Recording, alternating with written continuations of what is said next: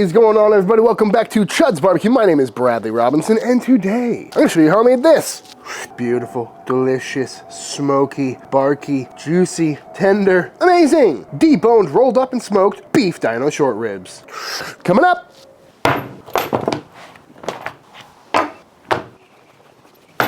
These are some beef ribs. Patted dry. And what I got here is a rack of USDA prime beef ribs. Picked these up at my local HEB. And the first thing we need to do is trim these up. And in the past I've said you don't need to trim beef ribs. You know, they come out just fine if you do or if you don't. But a lot of people like to because underneath the fat cap there's all this silver skin. And that can tend to tighten up, giving you really tall rather than wide beef ribs. But because you cook beef ribs to such a high temperature anyway, I've never really had a problem with it. So it's kind of like removing the membrane on pork ribs. You can do it if you want to, but it's going to turn out fine either way. But the reason I want to trim them today is because I want to try something new that I haven't done before, which is to remove the meat from the bones and either cook it as a slab or roll it up and tie it to get a different cut for the backyard barbecue pit. And basically how I came up with this is I wanted to cook some beef ribs, but I always cook them the same way, so I figured we might as well do a little experiment. So first thing I'm going to do is tackle this silver skin on top, and again we're going to lose our fat cap, but really there's not much fat on this beef rib to begin with. And you could leave it on for this style of cook, but these are prime beef ribs and I find them incredibly rich as is, so losing the fat cap is really not anything I'm too concerned about. And honestly, given the choice, if they had choice beef ribs, I probably would have got those instead, just because these can be a little bit rich. So just gonna go around and tediously try and remove all this silver skin, which can be a pain in the butt, which is why, again, I never really do this. Kind of messes up the presentation a little bit, and it's just not very fun, but just trying to remove as little meat as possible. But yeah, look at the marbling on that. Crazy. And just like that, all cleaned up, looking really good. So now it's time to try and take this meat off the bones, which is probably going to be pretty tedious. So just going to kind of approach this like I would if I was breaking down a ribeye or something, and just try and stay as close to the bones as possible. Just a lot of knife pressure on the bone itself. This is kind of awkward. Just the shape of the bones, you know? Curved and whatnot. But we're making progress. And now that I've got it opened up a little bit, I can take it from this angle and just kind of go slice by slice until we get this opened up. Almost there. Boom. And just like that, we've got ourselves two new cuts. Some jumbo dino beef back ribs and a nice and fatty little hunk of boneless short rib. So now it's decision time. Do I want to smoke this thing like it is, just kind of like a slab, cook it and slice it like a brisket, or do I want to try and roll it up? And just looking at it, because it's so thin, I think I'm going to roll it up. Might go through and take some of this fat out.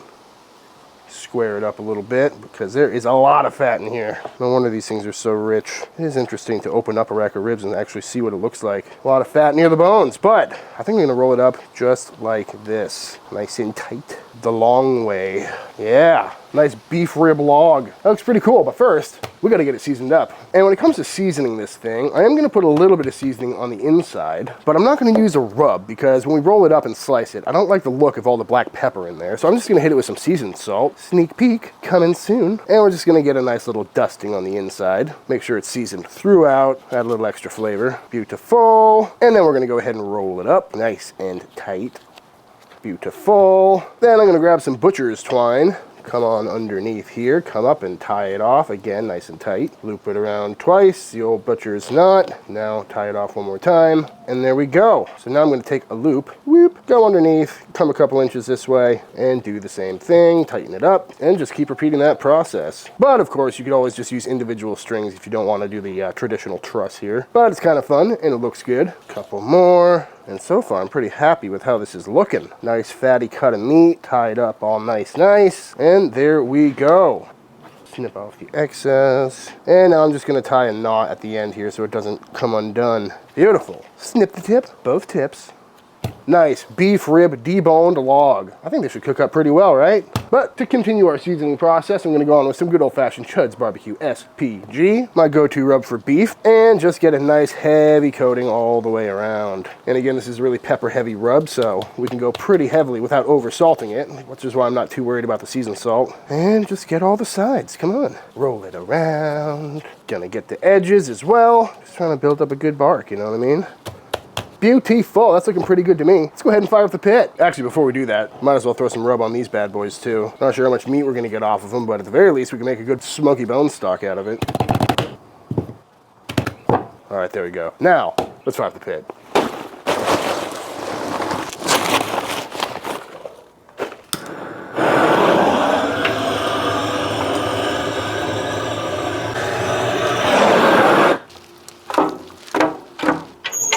I'll tell you one thing I want to tie up. That's that pesky little snake in my boot.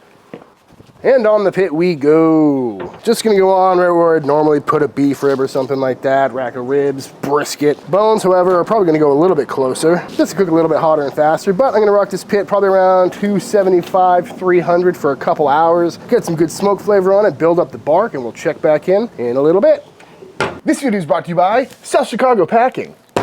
By now, I'm sure you're familiar with the good folks over at South Chicago Packing, but if not, they are a 5th-generation family-owned business who specialize in high-quality shortenings and cooking fats. And I gotta tell you, I have been using their stuff for years at this point. I absolutely love their Wagyu beef tallow, both in tub form and in spray form. This stuff is super handy to have around the barbecue pit. And if you haven't tried this stuff yet, you are definitely missing out. I have made gallons and gallons of beef tallow in my day, both in the backyard and working in restaurants, mostly because I have a lot of brisket fat on hand. But the stuff I make pales in comparison to this stuff. It's just so creamy and smooth, the flavor is fantastic, and it's great for so many different things. You know, here in the barbecue world, this stuff is great for wrapping up a brisket, adding some more juiciness to your ribs, but it's also got a really high smoke point, so it's perfect for pan-searing a steak. It's great for deep frying, and if you haven't seen me deep fry an entire turkey in this stuff, you definitely gotta check that video out. And really, it's the only fat that I use for the most part in this house, including in my baking. I've got several recipes with breads and buns that I've made using this as the fat. And the spray just makes everything way more convenient, and it's got a powerful spray on it. Ooh. You know, a lot of times when I'm serving people, at the end of the day, I'll just take some barbecue, spray this on the end just to make it look extra juicy and shimmer, and add the wonderful flavor of Wagyu beef to whatever you're cooking. It's completely natural, no chemicals, no artificial flavors. It's allergen-free for the most part, unless you're allergic to beef. But no nuts, no dairy. It's not a seed oil, that's a plus. And it's rich in heart-healthy monosaturated fats. Really can't say enough good things about this stuff. I genuinely love it and use it all the time. And with the 4th of July coming up right around the corner, we are in the heart of grilling season. So when you're firing up the pits this summer, I highly recommend picking up some South Chicago Packing Wagyu beef tallow, both in tub form and in spray form, and make your barbecue the best it can be. Thank you, South Chicago Packing. Alrighty, we're about 5 hours into this beef rib roll-up cook, and it just downpoured for like an hour, which really messed up my temperatures on the pit. Got rid of all that radiant heat, so the whole thing cooled down, which just slowed things down a little bit, but let's check back in on it. Ooh, beautiful bark on that, starting to look real nice, holding its shape really well, pretty pleased. Although I think those guys are goners, not much meat on there to speak of. But this thing's rocking around 170, so not quite time to wrap it yet, but I am gonna start hitting it with some Wagyu beef tallow, because it just seems like the right thing to do, and oh, look at that sheen. Mostly because there's really no fat cap on this thing. And I think that's just gonna help everything out. So I'm gonna keep spraying it periodically until we come up to around probably 180. A little while later, this thing has come up to 182 degrees-ish internal. Now I'm gonna pull it off and do something I haven't done in a really long time. And that is a paper wrap. Usually I'm a team foil boat kind of guy, but I do like a good paper wrap every now and then, especially if something like this doesn't have a fat cap. So what I'm gonna do now is spray it one more time with some Wagyu beef tallow spray. Spray the whole paper for that matter. Make it a little more pliable, add a little extra fat to the party, and wrap it up. Still got it. And now back on the pit this goes for probably another hour or so, until it comes up to about 200 degrees and is feeling nice and tender. And just like that, up to 204, this thing comes to rest. And as for these bad boys, I don't think there's much to gnaw on there, so I'm probably just gonna save this for the stockpile. And we're right around 7 hours on this cook, so really not much quicker minus the bones, but hopefully it'll be worth it. So I'm gonna let this cool down and we'll slice on in. All right, this thing has rested for long enough, so let's go ahead and open it up. Ooh, smells good. Feeling nice and squishy though, nice and tender. Get a little bit more of that tallow on there. Anything in there? Nope. But yeah, looking nice and barky, feeling tender. I think the only problem is when I wrapped it up, I didn't put it back into its original spot, so it's a little lopsided as far as the split goes. But first things first, I gotta take this string off of here, which should be pretty easy. Hopefully we don't destroy the bark. So far, so good. This might be a little easier if I just did individual strings, but the fact that it's all one string lets me know that I'm actually getting it all off, and we're not gonna end up eating any of this stuff. Beautiful. And now I think it's time to get a few slices, shall we? Start with a nice end cut. Boop. And there we have it. Honestly, it kind of looks like a beef cheek. That's pretty cool. It's pretty tightly wound too, but nice and juicy, nice and fatty, nice and tender. Pretty excited about this. Ooh, yeah, cutting up real nice. Nice shot of the center, and yeah, that looks really good. Beautiful smoke ring on there. So far, I'm pretty happy about it. It's kind of like when you see those ribeye cap steaks where it's all just that beautifully marbled meat rolled up, but barbecue. And there it is, folks. A new take on some beef dino ribs, and I gotta say, loving the presentation, love a good sliced beef, and I think it's time to see how this came out. All right, let's see if it's as juicy as it looks. Yep.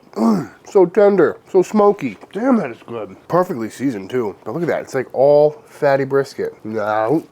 I really like that, you know, it's just simple Texas barbecue, but in a slightly different form factor, but the flavor is nothing different than a normal beef rib, except it eats a lot cleaner. I'm not sure why, probably because of all the fat that we left on those bones, but it kind of eats a lot more like a beef cheek, as opposed to a beef rib, which is super fatty, and we rendered a lot out because it was all rolled up, and yeah, this is really good. I could eat more of this in this form than I could in the actual beef rib off the bone form. That is succulent. As for these guys, though, unfortunately, I mean, there's some decent gnawing on there, but I also didn't take care of them very well because, well, I kind of forgot, to be honest with you, but if you wrapped these earlier on or took them off a little sooner where they didn't get super hard and crispy, I'm sure this would be some good gnawing. And I kind of wish I did, because other than the fact that I really want those bones for making beef stock, we paid a lot of money for these, and definitely not the most practical cook. But you know what? For a fun result like that, serve this at a party or something, have them all laid out. It would look good on a barbecue tray, too. Nice and salty. All in all, I like this a lot, you know? It falls into that beef cheek brisket category where it's another really good fatty sliced beef option. It's also really fun to do, you know, if you need to work on your knife skills, your deboning skills, work on tying things up. But is it the most practical thing to do? Definitely not, especially with the price of short ribs nowadays, and the fact that it took just about as long to cook this as it would if I just left it on the bone. But I did have fun doing it. And if you ever come across some boneless short ribs, you could definitely do this and it'd be well worth it. Because who doesn't want to take a bite out of some fatty, smoky beef? I mean, look at that smoke ring on there. Good gravy. Good. Good. Oh, it smells so good. It was also fun to bust out the beef tallow and the butcher paper. It's been a while, and it makes for great results. That was really good. Sorry if I'm a little low energy today. I'm pretty sick right now. But all that being said, with this well, it's not the last bite, but with this very bite right here, I think it's time for the official taste test. Ooh. Alright, y'all, and that is it. That is how to make some absolutely fantastic smoky beef short ribs reimagined. If you're up for a barbecue experiment and you want to try something new, I highly recommend giving this one a try. It was a really fun cook and everything came out super tasty, nice and smoky, nice and tender, everything you're looking for in the backyard barbecue world. And like I mentioned, I could eat a lot more short rib in this form than straight off the bone, but that's just my opinion. But all that being said, if you enjoyed this video, let me know by hitting that subscribe button. Let YouTube know by dropping a like on this video. If you give this recipe a try for yourself, be sure to tag me on Instagram at Chuds BBQ. I'd love to see what y'all are cooking. Big shout out to all the Patreon members. Thank you for supporting Team Chud and allowing me to keep making all these videos. And until the next time I see you, please go cook something outside. Peace!